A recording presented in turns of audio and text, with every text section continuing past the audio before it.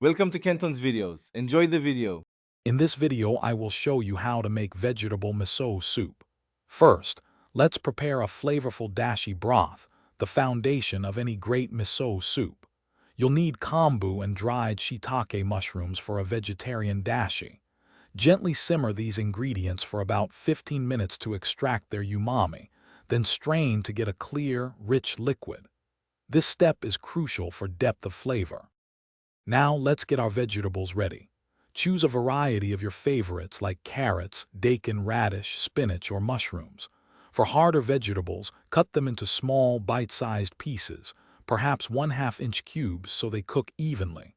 Softer greens like spinach or bok choy should be added towards the end to maintain their vibrant color and texture. Don't forget some firm tofu for protein. With your dashi ready, bring it to a gentle simmer. Add your harder vegetables first, cooking them until they are tender crisp. Next, incorporate your softer vegetables and any tofu. While these cook, take a small amount of the warm dashi and dissolve your miso paste in it, ensuring no lumps remain.